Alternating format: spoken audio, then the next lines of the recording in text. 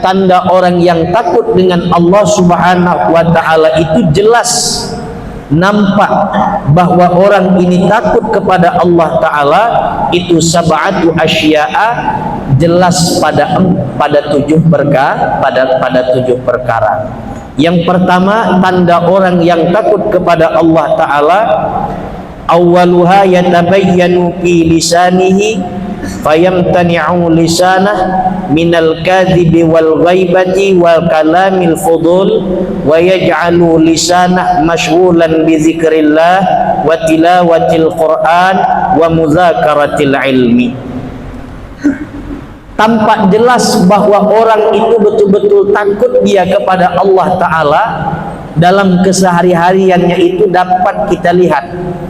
Dan kata Imam Fatih Abu Lais Samarkandi itu ada 7 tandanya. Yang pertama, jelas pada lisannya. Lisan orang yang takut kepada Allah Ta'ala, yang pertama adalah dia menahan lisannya itu tidak berdusta. Yang kedua, dia menahan lisannya itu daripada menggibah. Yang ketiga, dia menahan lisannya itu daripada banyaknya berbicara yang tidak berfaedah. Jadi kalau orang itu betul-betul dinyatakan ada rasa takut dia kepada Allah, yang tidak hanya sebatas omongan bahwa dia takut, itu ada tandanya.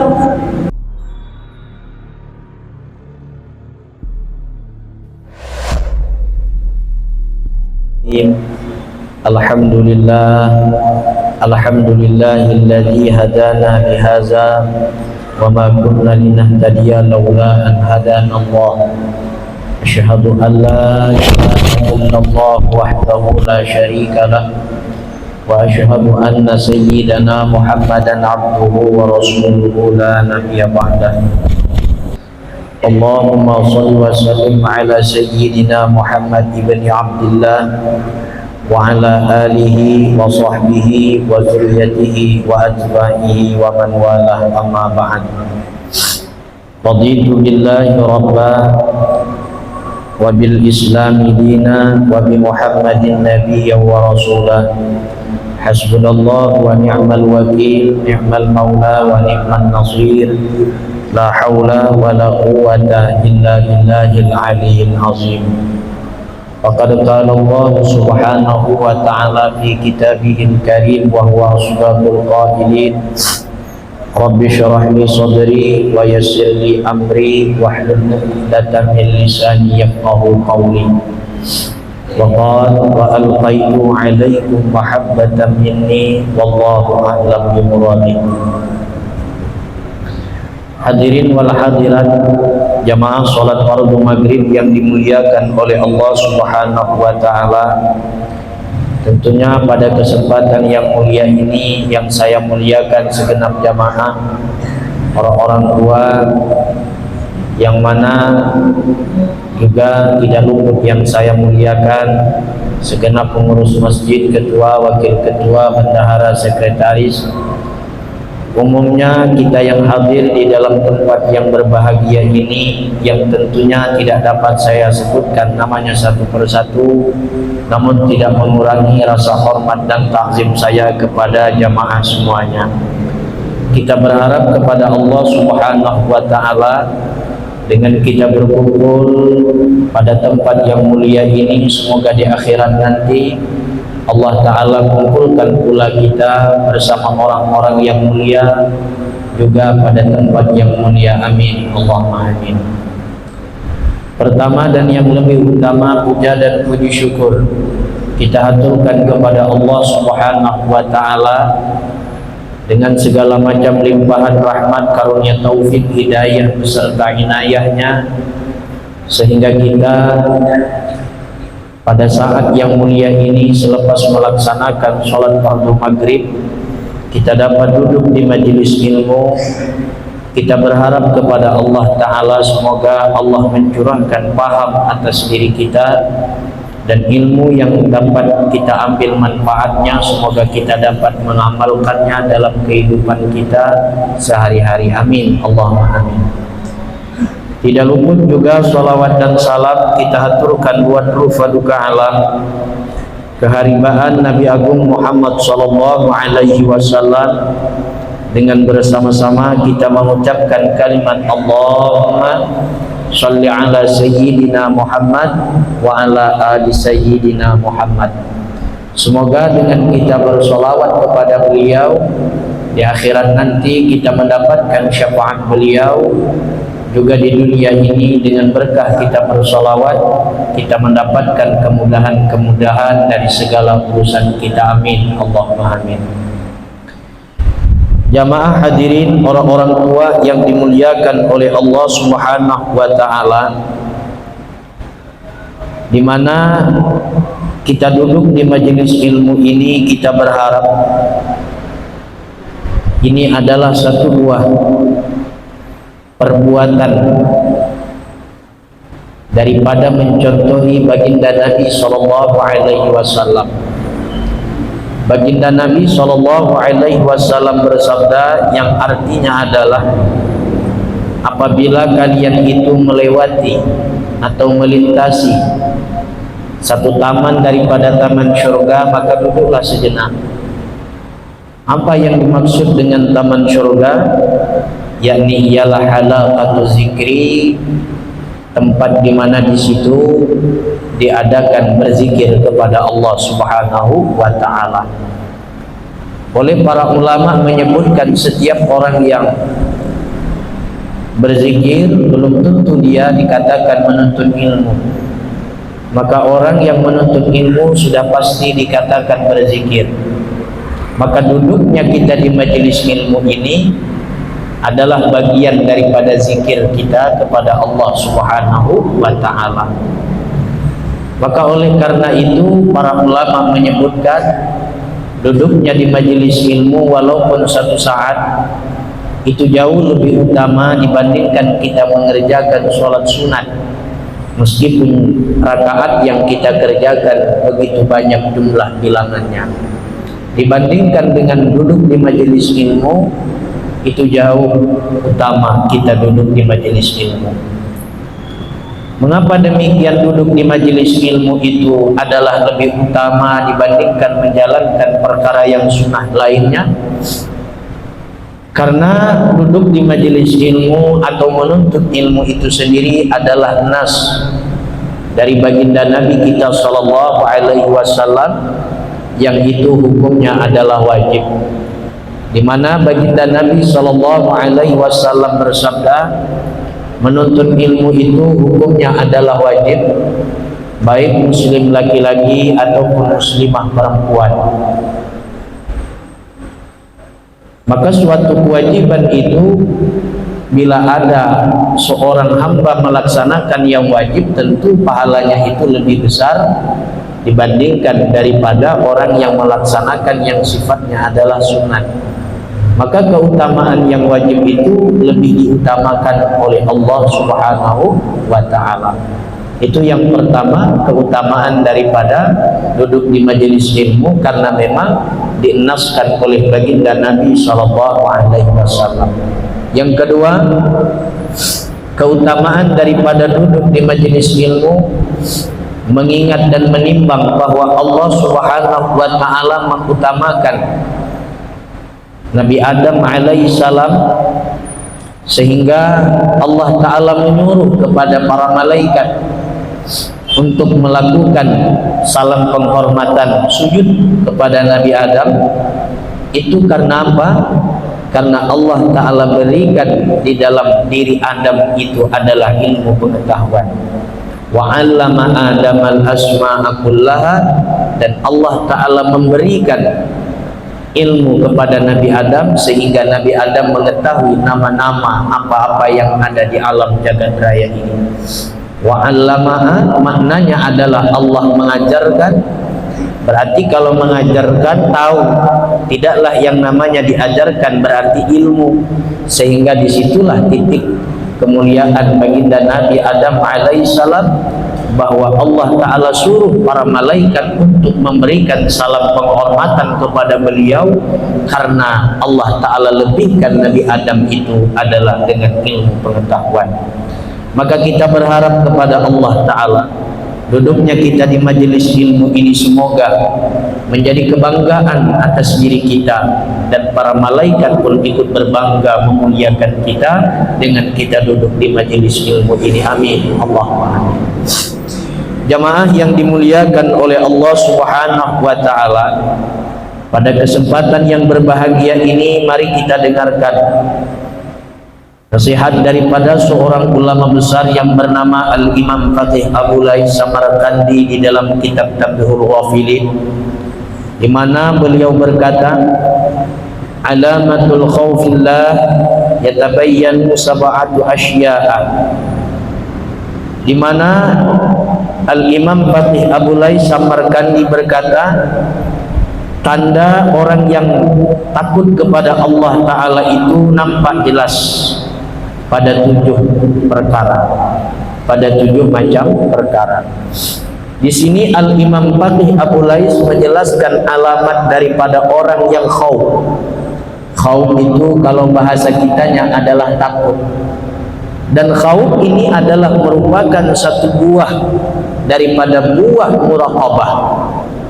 Bila orang sudah muraqabah kepada Allah, maka niscaya akan tumbuh di dalam dirinya yang pertama adalah khauf, dan yang kedua adalah raja.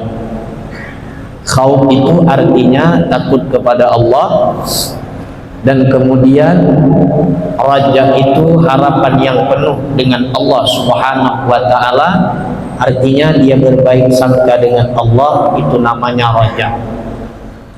Jamaah hadirin wal hadirat yang dimuliakan oleh Allah Ta'ala, khauf ini adalah merupakan buah daripada muraqabah. Muraqabah itu adalah merasa diintai, diawasi oleh Allah Subhanahu wa Ta'ala, merasa bahwa dia diawasi oleh Allah. Di saat dia berada di kantor, dia merasa diawasi. Ketika dia sholat, dia merasa diawasi. Ketika dia makan, dia merasa diawasi. Ketika dia bergaul, dia merasa diawasi. Karena dia merasa diawasi itu, maka tumbuhlah rasa takut dia kepada Allah Ta'ala, dan dia tidak akan semena-mena daripada aktivitas-aktivitas yang dia jalankan itu tadi. Kenapa sebabnya? Karena ada rasa khauf. Khauf itu buahnya adalah daripada muraqabah. Khauf itu adalah buah daripada muraqabah. Muraqabah itu tadi apa? Merasa diintai, merasa diawasi oleh Allah Subhanahu wa Ta'ala. Kalau tahu belum tentu merasa, tapi kalau orang yang merasa sudah pasti dia tahu. Kita tahu bahwa Allah melihat kita, tahu. Kita tahu bahwa Allah Ta'ala melihat kita sholat, tahu. Kita tahu bahwa Allah melihat kita melakukan maksiat, tahu. Tapi orang yang tahu belum tentu merasa diawasi. Tapi orang yang diawasi itu merasa bahwa dia diawasi, sudah pasti dia tahu. Contoh, misalkan saya belum pernah berangkat ke Mekah, lalu saya tahulah di Mekah itu ada Masjidil Haram, di Mekah itu ada Ka'bah, di Mekah itu ada onta, di Ka'bah itu ada namanya Hajarul Aswad. Kan tahu namanya, pengalaman belum pernah, merasakan belum pernah. Beda dengan orang yang merasakan, yang pernah naik ke Mekah, yang melihat langsung Ka'bah itu bagaimana bentuknya, Masjidil Haram itu bagaimana bentuknya. Beda dengan orang yang hanya sekedar tahu. Nah, muraqabah itu adalah merasakan betul-betul bahwa dia diintai, diawasi oleh Allah Ta'ala, bukan hanya sekedar tahu bahwa Allah mengintai dia, tidak. Jadi merasakan ini lebih dalam maknanya daripada tahu. Setiap orang yang merasakan sudah pasti tahu, tapi orang yang tahu belum tentu merasakan. Contoh, cabai itu kita tahu, cabai itu pedas, tahu. Lalu ada orang makan cabai, kita tahulah bahwa cabai itu pedas. Tapi kita tidak dapat merasakan bagaimana pedasnya cabai itu. Dan orang yang merasakan ini pun tidak dapat menjelaskan secara detail bahwa pedas itu begini, tidak. Melainkan kalau ingin tahu pedas ya makan sendiri. Nah, demikian pula dengan muraqabah ini, yakni ialah dia merasa diintai, diawasi oleh Allah Subhanahu wa ta'ala. Karena dia terus merasa diintai dan diawasi oleh Allah, maka tumbuhlah satu sikap di dalam dirinya, tumbuhlah satu sifat di dalam dirinya yang disebut dengan al-khawf, rasa takut dengan Allah Subhanahu wa ta'ala. Nah, jamaah yang dimuliakan oleh Allah ta'ala, Al-Imam Faqih Abu Lais Samarkandi menyebutkan tanda orang yang takut dengan Allah Subhanahu wa ta'ala itu jelas nampak bahwa orang ini takut kepada Allah ta'ala itu sab'atu asya'a, jelas pada tujuh perkara. Yang pertama, tanda orang yang takut kepada Allah ta'ala, awwaluha yatabayyanu fi lisanihi fayamtani'u lisanah minal kadhibi wal ghaibati wal kalamil fudul wa yaj'alu lisanah mashghulan bi dzikrillah wa tilawatil Qur'an wa mudzakaratil ilmi. Tampak jelas bahwa orang itu betul-betul takut dia kepada Allah ta'ala. Dalam kesehari-hariannya itu dapat kita lihat. Dan kata Imam Faqih Abu Lais Samarkandi itu ada 7 tandanya. Yang pertama, jelas pada lisannya. Lisan orang yang takut kepada Allah ta'ala, yang pertama adalah dia menahan lisannya itu tidak berdusta. Yang kedua, dia menahan lisannya itu daripada menggibah. Yang ketiga, dia menahan lisannya itu daripada banyaknya berbicara yang tidak berfaedah. Jadi kalau orang itu betul-betul dinyatakan ada rasa takut dia kepada Allah, yang tidak hanya sebatas omongan bahwa dia takut, itu ada tandanya. Yang pertama, lisannya itu tidak berdusta. Tapi kalau sudah dia berbicara, kadang ke timur pembicaraannya, kadang ke barat, kadang ke utara, kadang ke selatan, kadang ke atas, kadang ke bawah omongannya, ditambah lagi dia berdusta, berarti dia tidak dinyatakan khauf.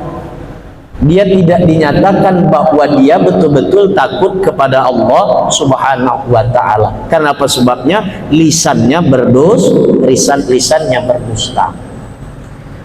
Al-Imam Ja'far At-Tayyar berkata di dalam kitab Al-Asfuriyah, barang siapa yang berdusta karena muttahiman bainal khalaik, dia telah membuat rancu di tengah-tengah masyarakat. Dia telah membuat rancu di tengah-tengah organisasi. Dia telah membuat rancu di tengah-tengah orang banyak. Contoh, kalau misalkan Pak Ustadznya sudah dusta, Pak Ustadznya yang berdusta, maka lidah daripada Pak Ustadz ini akan membuat rancu di tengah-tengah masyarakatnya. Apa yang disampaikan oleh Pak Ustadz ini tadi, dari lidahnya itu tidak basah lagi dengan cahaya hidayah. Lalu begitu apa yang dia sampaikan, maka telinga daripada pendengar ini akan memuntahkan dan akan menolaki apa yang disampaikan oleh Pak Ustadz. Kenapa sebabnya? Lidahnya Pak Ustadz ini lidahnya Pak Ustadz ini berdusta. Jadi jamaah, di dalam kitab Al-Hikam itu ada ungkapan Imam Ibnu Athaillah As-Sakandari begini, ucapan yang tumbuh daripada hati yang sudah bercahaya, maka itu akan pasti diterima oleh tiap-tiap orang yang mendengar dan akan masuk ke dalam relung hati. Tapi bila mana ucapan itu hanya sebatas cuman retorika, dia jadikan Al-Quran itu sebagai tameng alat dia di dalam berceramah, maka itu tidak akan sampai kepada relung batinnya, batin si pendengar, cuman hanya sampai di telinga. Suatu waktu nanti ini akan dimuntahkan oleh si pendengar. Alah Pak Ustadz itu, aku tahulah nomor sepatu dia. Kemarin dia juga yang menyuruh, sekarang dia juga yang melarang. Kemarin dia juga yang melarang, sekarang dia juga yang Nah, jamaah yang dimuliakan oleh Allah Ta'ala, berarti Pak Ustadz yang semacam ini, katakanlah saya umpamanya, maka Ustadz yang semacam ini dia tidak memiliki rasa khauf, rasa takut kepada Allah Subhanahu wa Ta'ala. Andai kata dia mengaku bahwa dia takut, itu adalah sebatas pengakuan, bukan dia merasakan betul-betul bahwa dia takut dengan Allah Subhanahu wa Ta'ala. Buktinya apa? Bahwa lisannya itu berdosa. Jamaah yang dimuliakan oleh Allah Ta'ala, yang kedua, orang yang betul-betul dinyatakan dia takut kepada Allah Ta'ala, tampak jelas daripada lisannya itu, dia tidak selalu menggibah. Dia tahan betul-betul lisannya itu tidak menggibah. Dan juga dia tidak terlalu banyak berlebihan cakap, berlebihan berbicara. Saya nanti begini. Sekali sudah terjadi dalam dirinya suatu buah apa yang dia inginkan dan apa yang diharapkan oleh masyarakat, lain yang dibicarakan, lain lagi praktiknya, berarti orang ini tidak ada rasa khaufnya kepada Allah Subhanahu wa Ta'ala, cuman hanya sebatas pengakuan bahwa dia takut kepada Allah. Contoh, misalkan saya ini ikutlah dalam satu buah kontes pesta, yaitu menjadi calon Pak RW.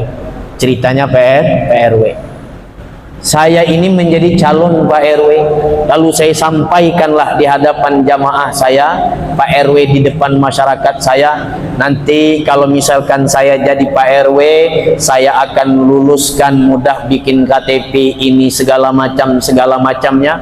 Banyak omongannya, banyak.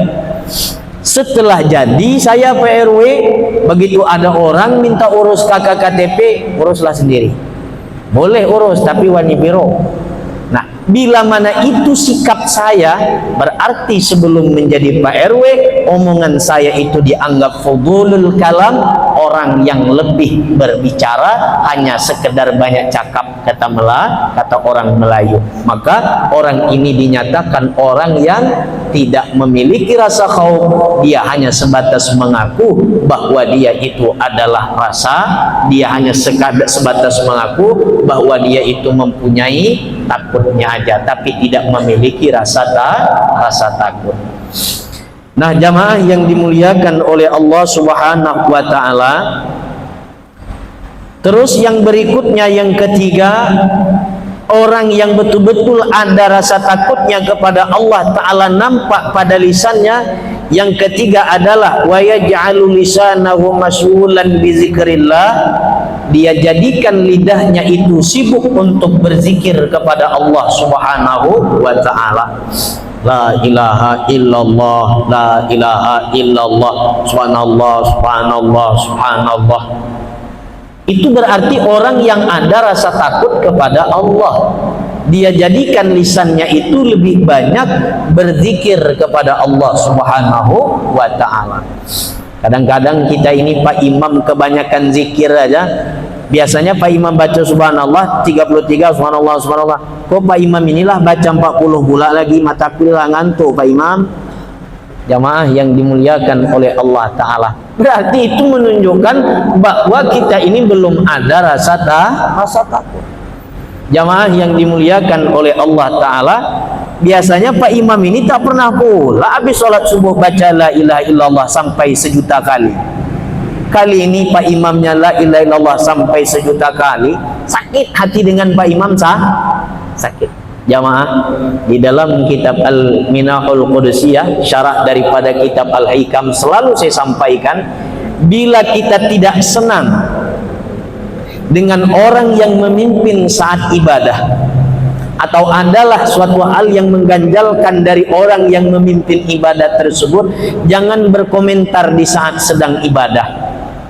Demikian kenapa? Karena tidaklah dia beribadah melainkan dia mendapatkan hidayah dari Allah. Tidaklah dia melaksanakan ibadah berarti dia ada taufik diberikan oleh Allah sehingga terwujudlah ibadah atas dirinya. Lalu kita ikut berkomentar, berarti kita berkomentar terhadap taufik yang Allah berikan kepada orang tersebut, berarti kita berkomentar terhadap hidayah yang Allah Ta'ala berikan kepada orang tersebut. Kalau kita tidak senang dengan orang itu, ya tinggalkan aja, jangan berkomentar di dalam La ilaha illallah, kata Pak Imam, la ilaha illallah, la ilaha illallah. Pak Imam ini lama betul zikirnya dalam hati. Tidak senang kalau keluar, daripada kita merusak cahaya mata batin kita. Dan yang kedua, kalaupun kita tidak senang dengan seseorang itu, berilah dia itu nasihat, berilah dia itu pandangan, dan dia merasa bahwa dia tidak sedang dinasihati, dan kita merasa bahwa juga kita tidak sedang menasihati dia, bahwa kita adalah lebih baik daripada dia. Itu orang yang bijak. Tapi begitu habis selesai sholat, Assalamualaikum warahmatullahi. Asini dulu kau Pak Imam ya. Besok kalau engkau jadi imam, ayatnya jangan panjang-panjang. Besok kalau engkau jadi Pak Imam, rukuknya jangan terlalu lama-lama. Masalahnya asam urat aku ini naik kalau engkau lama-lama baca ayatnya. Itu nyampaikan di depan orang ramai. Apa kabar Pak Imam ya? Tersinggung tak kira-kira? Tersinggung. Kecil hati Pak Imam, kecil rasanya hati baik Pak Imam. Bagusnya menasihatkan Pak Imam macam itu, ajak Pak Imam di kedai kopi, ini Pak Imam teh tarik untuk engkau, ini prata untuk engkau, betul? Ini rokok sampurna untuk engkau 5 bungkus, ini rokok sampurna nih. Habis itu baru kita ngomong Pak Imam bla bla bla bla bla. Dan itu tidak akan ada jalan kelahi. Tapi kalau habis sholat, Assalamualaikum warahmatullahi, sini dulu Pak Imam, sini dulu Pak Ustadz berceramah, nanti suaranya jangan kuat-kuat. Jangan begitu. Kita nasihatkan dia pada suatu tempat di mana dia tidak merasa bahwa dia tidak dinasihati, dan di saat kita menasihati pun kita tidak merasa bahwa diri kita adalah paling baik. Apabila kita tidak sedang baik-baik dengan orang yang memimpin kita di saat ibadah, jangan berkomentar di saat sedang ibadah. Pak Imamnya baca ayat panjang, yas'alunaka 'anil anfali qulil anfalu lillahi war rasul. Pak Imam baca ayat ini, umatlah samurat aku macam ini. Jangan berkomentar. Jamaah yang dimuliakan oleh Allah Subhanahu wa Ta'ala, itu yang keempat, bahwa orang yang ada rasa takut kepada Allah Ta'ala, kata Al-Imam Faqih Abu Lais Samarkandi, tampak jelas daripada lisannya itu ialah dia banyak menggunakan lisannya itu untuk berzikir kepada Allah Subhanahu wa Ta'ala. Yang kelima, tampak jelas daripada lisannya itu adalah watil Qur'ani, banyaknya baca Al-Qur'an, banyaknya baca Al-Qur'an. Terus yang terakhir, yang kelima, tampak jelas daripada lisannya adalah wa muzakaratil ilmi, dia selalu mengulang-ulang ilmunya, baca kitab itu, baca kitab ini, Fathul Mu'in, I'anah, Tamyul Ghafilin, kitab Nahu, kitab Syarat, Alfiyah, Mantik, segala macamnya, selalu dia mutalaah. Itu tanda bahwa orang yang takut kepada Allah Subhanahu wa Ta'ala. Tapi kalau Pak Ustadz tak pernah baca kitab ini, kitab itu, ujung-ujung Pak Ustadznya bawa terjemah, kacau Pak Ustadz macam ini kacau. Jamaah yang dimuliakan oleh Allah Subhanahu wa Ta'ala, Nah, itu tanda orang yang khauf kepada Allah Ta'ala. Yang pertama, tampak jelas daripada lisannya bahwa tidak menggibah, tidak berdusta, tidak banyak cakap, dan juga lisannya itu banyak berzikir kepada Allah, lisannya itu banyak baca Al-Quran, dan lisannya itu banyak membaca kitab-kitab agama yang di situ menceritakan ilmu-ilmunya Allah Subhanahu wa Ta'ala. Hadirin jamaah orang-orang tua yang dimuliakan oleh Allah Subhanahu wa Ta'ala, itu yang pertama, nampak jelas daripada lisannya. Yang kedua, wazani ayyakhafa fi amri batnihi fala yadkhulu batnahu illa tayyiban halalan wa ya'kulu minal halal miqdari hajatih wa ya'kulu minal halal miqdara hajatih. Yang kedua, tanda daripada orang yang ada rasa takut kepada Allah Subhanahu wa Ta'ala, itu tampak jelas dia betul-betul khawatir, dia betul-betul takut dalam urusan perutnya. Maksudnya adalah dia tidak akan memasukkan suatu macam perkara daripada perutnya itu melainkan yang halal, melainkan yang baik, dan dia tidaklah memasukkan makanan ke dalam perutnya meskipun itu daripada yang halal, hanya sekedar mengambil kecukupan untuk hajatnya aja. Artinya tidak berlebih-lebih, tidak berlebih-lebihan. Jadi tanda orang yang betul-betul ada rasa takut kepada Allah Subhanahu wa Ta'ala, yang kedua tandanya adalah dia perhatikan betul perkara perutnya. Tidak macam lembu. Yang penting rumput. Rumput tanah siapakah? Tempat siapakah? Siapa yang mengasihi dan siapa yang memberi? Dia tidak macam itu.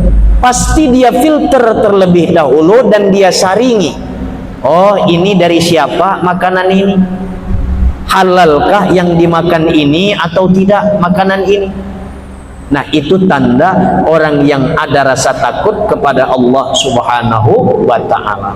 Jamaah, Allah Subhanahu wa Ta'ala berfirman di dalam Al-Quran, fi ahsani taqwim, Allah menciptakan manusia ini dalam bentuk yang sangat baik. Selalu saya sampaikan, postur kita Allah Ta'ala jadikan itu sangat berbeda dengan postur hewan. Contoh lembu. Lembu itu tidak sama dengan kita dalam bentuk Allah Ta'ala jadikan. Lembu kepala, perut, dada, dan apa-apa yang ada di bawah perut itu sama sejajar. Manusia tidak. Manusia kepala bagian atas, dada terletak di bawah kepala, kemudian perut terletak di bawah dada. Ini memberikan isyarat kepada kita apa maknanya? Maknanya adalah tidak lain dan tidak bukan, kalau kita manusia yang beriman kepada Allah, yang ada rasa takutnya kepada Allah Ta'ala, kita tidak akan sembarangan dari hasil yang kita dapatkan itu lalu kita makan dan kita telan begitu saja, tidak. Karena ada yang halal, ada yang haram. Pasti yang kita utamakan itu adalah perkara yang halal, dan kita tahu bahwa ini adalah yang halal, bahwa ini adalah yang haram. Dari mana kita dapat memfilter itu? Yakni daripada ilmu pengetahuan. Jadi jamaah yang dimuliakan oleh Allah Ta'ala, kesimpulannya adalah bahwa yang kedua, orang yang ada rasa takutnya kepada Allah Subhanahu wa Ta'ala, dia akan memperhatikan betul urusan perutnya. Artinya dia masukkan yang daripada dunia ini, makanan itu tidaklah melainkan dia masukkan melainkan yang halal. Tapi kalau sudah yang haram dimasukkan juga, yang syubhat dimasukkan juga ke dalam perut, yang halal juga dia makan, yang haram, pokoknya yang penting makanan. Urusan halal haram bantai aja. Berarti tidak ubahnya kita seperti lembu. Tidak ubahnya kita seperti lembu, yang penting rumput, tidak peduli tanah siapakah, siapa yang mengasih, yang penting makan. Kita kan tidak macam itu manusia. Manusia pasti ada pembedanya, tidaklah kita dapat membedakan, berarti kita ada ilmu dan ada akal. Gunakan akal kita, gunakan ilmu kita. Ini halal, ini haram, ini dari siapa, ini hasil apa, dia harus perhatikan dia harus perhatikan itu. Jamaah yang dimuliakan oleh Allah Subhanahu wa taala, itu tanda daripada yang kedua, orang yang takut kepada Allah Subhanahu wa taala. Baginda Nabi kita sallallahu alaihi wasallam bersabda, tidaklah manusia itu makan daripada makanan yang haram, lalu tumbuhlah yang haram itu menjadi darah daging pada dirinya, melainkan tempatnya adalah di dalam neraka. Maka itu yang kita khawatirkan, dan juga menyebabkan doa kita tidak diijabah oleh Allah Subhanahu wa taala, dan amal ibadah kita ditolak oleh Allah Subhanahu wa taala. Maka hendaklah kita memperhatikan urusan makanan yang kita makan. Yang ketiga, orang yang ada rasa takutnya kepada Allah Ta'ala, tanda yang ketiga, kata Imam Faqih Abu Lais Samarkandi, ayyakhafa fi amri basarihi fala yanzuru ilal haram wala ilad dunya bi'ainir raghbati. Yang ketiga, orang yang ada rasa takutnya kepada Allah Subhanahu wa taala, dia memperhatikan betul-betul pada urusan melihat, pada urusan memandang. Maksudnya adalah dia tidak memandang kepada yang diharamkan oleh Allah, dan juga dia tidak memandang kepada dunia ini dengan penuh ketertarikan, dengan penuh rasa cinta, dengan penuh rasa keinginan. Bila mana kita memandang dunia ini dengan ada keinginan di dalam hati, melihat orang mobilnya 20, kita ndak 20, melihat rumah si anu bagus, tingkatnya sampai 1 juta tingkat, kita pengen juga. Melihat si anu itu banyak bininya, juga kita mau banyak bini. Itu kan dunia tuh. Itu kan dunia. Melihat orang punya motor sampai 200 biji, kita juga mau 200 biji. Ini kan melamun, Pak ya, melamun. Dan tidak boleh ada perkara yang haram terus kita lihat. Mak, ini barang bagus nih, pahanya begitu mulus. Ya Allah, luar biasa. Bila aku abaikan, ini rezeki. Tidak aku abaikan, ini berbahaya. Bila aku pandang, ini dosa. Nah, jamaah yang dimuliakan oleh Allah Ta'ala, bila macam itu sikap kita, berarti termasuk dia tidak tergolong daripada orang yang ada rasa takutnya kepada Allah Subhanahu wa ta'ala. Kalau dia betul-betul ada rasa takutnya kepada Allah, dia tidak akan memandang kepada yang diharamkan oleh Allah, dan dia tidak akan memandang kepada perkara yang dicegah oleh Allah Subhanahu wa ta'ala. Dan dia tidak memandang daripada dunia ini, melainkan tidak akan ada tertarik di dalam hatinya. Melihat orang seumur kita mobilnya sudah 15 biji mobil, pengen juga hati, berarti ini tanda orang yang tidak ada rasa takutnya kepada Allah Ta'ala. Apakah ini hanya untuk jamaah aja? Tidak, sama juga Ustadz pun macam itu juga. Kadang-kadang Pak Ustadz ini berapi-api menceramahkan orang, dirinya tidak diceramahkan. Saya berharap kepada Allah Subhanahu wa ta'ala, dengan saya selalu menyampaikan ilmu kepada para jamaah, saya juga berharap itu merupakan jadi cerminan atas diri saya pribadi. Kita lanjut lagi. Warabi'u ayyakhafa fi amri yadihi fala yamuddanna yadah illal haram wa innama yamudda yadah wa inna yamuddu yadah illa ma fi ta'atillah. Yang keempat, bahwa orang yang ada rasa takutnya kepada Allah Subhanahu wa ta'ala, tandanya adalah dia perhatikan betul-betul dalam urusan tangannya. Oleh ulama juga, dia perhatikan betul-betul dalam urusan kekuasaannya. Dia tidak gunakan kekuasaannya kepada yang diharamkan oleh Allah, dan dia tidak gunakan tangannya itu kepada perkara yang dicegah oleh Allah Subhanahu wa ta'ala. Hanya saja dia gunakan kekuasaannya, dia gunakan tangannya itu hanya untuk berbuat taat kepada Allah Subhanahu wa ta'ala. Berarti bila ada pemimpin nih, siapa aja pemimpinnya, mau pemimpin di dalam rumah tangga, pemimpin diri sendiri, RW, RT, lurah, bupati, camat, gubernur, presiden, siapa aja, bila mana sudah menggunakan kekuasaannya itu untuk yang diharamkan oleh Allah, berarti dia tidak ada rasa takutnya kepada Allah. Suami pun demikian, dia memimpin keluarganya. Suami pun demikian, dia memimpin anak istrinya.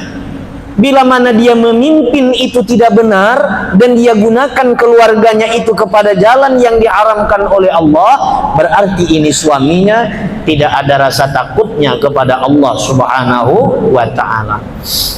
Jadi perlu juga ya para suami, dengan istri itu jangan semena-mena. Dengan istri jangan semena-mena. Ini pas bulan Ramadan, selesai bulan Ramadan lalu lebaran, duduk di atas kursi empuk, maksudnya sofa tebal. Balik dari sholat, kenapa bini aku nih tak salam-salam dengan aku nih, kumis tebal. Maunya kita terus menunjuk salam kepada istri. Apa maunya istri terus harus mengasih salam dulu kepada kita? Kita tidak mau. Padahal diusut-usut kita juga ada dosa loh sama istri. Maka saya bilang istri kita ini termasuk istri yang solehah, jamaah. Di mana letak solehahnya? 3 bulan dia tidak pernah nuntut makanan yang istimewa kepada kita, tak pernah. Padahal di dalam fikih, di dalam bab munakahat 3 bulan sekali wajib kita berikan kepada istri kita makanan yang bergizi, makanan yang disuka sama dia. Pernah istri kita nuntut macam itu? Jarang. Solehah berarti. 6 bulan sekali mestinya istri itu diberikan pakaian yang baru, baju yang baru. Istri pernah nuntut macam itu? Tak pernah. Tidak pernah. Paling kita belikan setahun sekali. Itu pun duit daripada hasil kerja mereka. Baik istri dengan kita baik. Tapi masuk di dalam rumah tangga macam awak lah yang paling gagah, macam awak lah yang paling hebat. Jangan. Jadi kata Imam Al-Ghazali dan juga kata Imam Ibnu Hajar Al-Haytami, setiap pekerjaan yang mampu dikerjakan oleh laki-laki, istri juga mampu. Kita bisa cuci baju, istri bisa. Istri kita bisa masak, istri juga bisa masak, wanita. Tapi pekerjaan yang mampu dikerjakan perempuan kita belum tentu bisa. Contoh. Istri bisa hamil, kita bisa tak hamil. Istri bisa melahirkan, kita bisa tak melahirkan. Istri pandai menyusui anak, kita pandai menyusui. Teruskan aja lah sendiri. Jamaah yang dimuliakan oleh Allah Subhanahu wa ta'ala, artinya adalah kalau kita menjadi pemimpin baik di dalam rumah tangga keluarga, kita jangan bersemena-mena, kita jangan semena-mena gunakan itu untuk sarana kita berbuat taat kepada Allah Subhanahu wa ta'ala. Itu yang keberapa? Yang keempat. Yang kelima, wal khamisu ayyakhafa fi amri qadamaihi fala yamshi fi maksiatillah. Yang kelima, bahwa dia gunakan kakinya itu untuk melangkah kepada yang disuruh oleh Allah Ta'ala, dan dia tidak gunakan kakinya itu untuk melangkah kepada perkara yang menimbulkan maksiat kepada Allah Subhanahu wa Ta'ala. Itu tanda orang yang ada rasa takut. Yang keenam, ayyakuna khaifan fi amri ta'ati fayaj'alu. Yang keenam, ayyakhafi fi amri qalbi fayakhruju minhu al-adawa wal baghdha wal hasad al ikhwan wa yadkhulu fin nasihah wasyafaqah lil muslimin. Yang keenam, bahwa dia gunakan hatinya itu adalah tidak ada rasa benci, tidak ada rasa dengki, tidak ada rasa marah, dan dia masukkan ke dalam hatinya itu rasa kasih sayang terhadap makhluk makhluknya Allah Subhanahu wa ta'ala. Yang terakhir, yang ketujuh ya, tanda orang yang ada rasa khauf ayyakuna khaifan fi amri ta'ati, bahwa di dalam taat yang dia lakukan itu dia khawatir, maka oleh karena itu dia jadikan taatnya semata-mata hanya untuk Allah Subhanahu wa ta'ala, dan dia tidak gunakan taatnya itu untuk riya. Bila mana sudah demikian, maka dialah orang-orang yang bertakwa kepada Allah, orang-orang yang takut kepada Allah Subhanahu wa ta'ala. Itulah 7 macam daripada nasihat Al-Imam Faqih Abu Lais Samarkandi kepada kita mengenai tanda orang yang takut kepada Allah Subhanahu wa ta'ala. Itu ada 7, tampak jelas yang pertama daripada lisannya. Mudah-mudahan pengajian kita membawa berkah, manfaat, anak cucu kita jadikan anak cucu yang saleh dan salihah. Sampai di sini ada perlu yang didiskusikan sedikit? Berapa menit lagi kira-kira? Kalau tidak ada mungkin tutup dulu sampai di sini. Ada? Kalau tidak ada maka cukup dulu sampai di sini. Ada? Oh ada.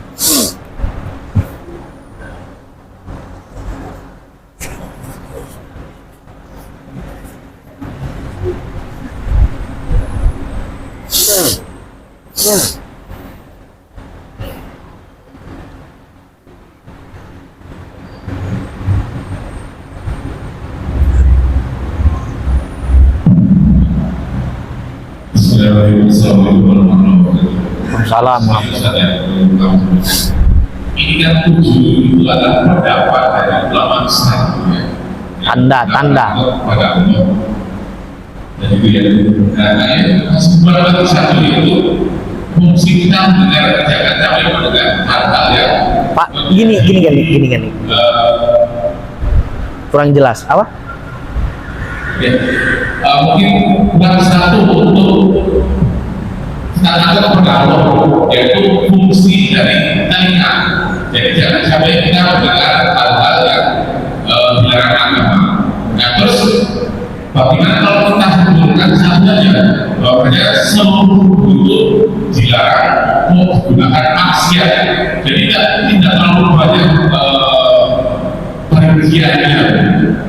Nah terus ini ulama ini dasarnya apa, mengungkapkan atau berpendapat seperti itu? Terima kasih. Assalamualaikum warahmatullahi wabarakatuh. Waalaikumsalam warahmatullahi wabarakatuh. Sah-sah saja kalau Bapak berpendapat macam itu, boleh-boleh aja. Sekarang Bapak bertanya apa kesannya ulama mengungkapkan macam itu. Tidaklah ulama mengungkapkan macam itu, pasti ada yang tersirat. Dan kalau kita jelaskan perkara yang tersirat di sini, kurang lebih ada 15 perkara yang tersirat di sini.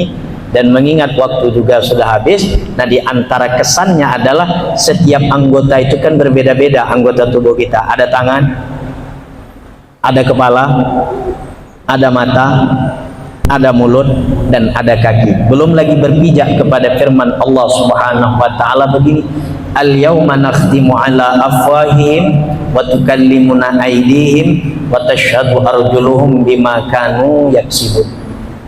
Di hari kiamat itu ketika disidangkan manusia di hadapan Allah Ta'ala, lisan dikunci, dan yang berbicara itu adalah kaki, dan yang menjadi saksi adalah tangan, dan tempat-tempat kita duduk pun akan menjadi sah. Padahal dijadikan aja satu. Kenapa? Apa kesannya Allah Ta'ala mengungkapkan macam itu? Padahal sama-sama anggota tubuh juga, tapi tidak dijadikan lisan itu untuk berbicara. Kenapa sebabnya? Nah itu mungkin ada rahasianya, dan rahasianya mungkin kalau kita jelaskan agak terlalu panjang mengingat waktu juga agak sedikit mepet. Dan juga yang terakhir, kalau Bapak misalkan beranggapan macam demikian itu, misalkan apa kesannya ulama? Ini andai kata Allah Ta'ala aja lah. Apa kesannya Allah Ta'ala menyuruh kita sholat zuhur 4 rakaat, besok zuhur 4 rakaat lagi, asar 4 rakaat, besok 4 rakaat lagi, maghrib 3 rakaat, besok 3 rakaat. Padahal cukup aja lah 3 rakaat selama hidup tidak sholat-sholat. Nah jamaah yang dimuliakan oleh Allah Ta'ala, mungkin itu jawaban dari saya. Ada kesan yang rahasia, dan kita tidak akan mampu untuk menjawabnya. Rahasia di balik itu mudah-mudahan kita diberikan oleh Allah Ta'ala paham. Mudah-mudahan pengajian kita membawa berkah, manfaat, anak cucu kita dijadikan anak cucu yang soleh dan solehah, rezeki kita dimudahkan oleh Allah. Dan kepada para jamaah saya mohon maaf yang dalam-dalamnya, saya tutup dengan salam keagamaan. Allahumma muwaffiq ila aqwamit thariq. Assalamualaikum warahmatullahi wabarakatuh.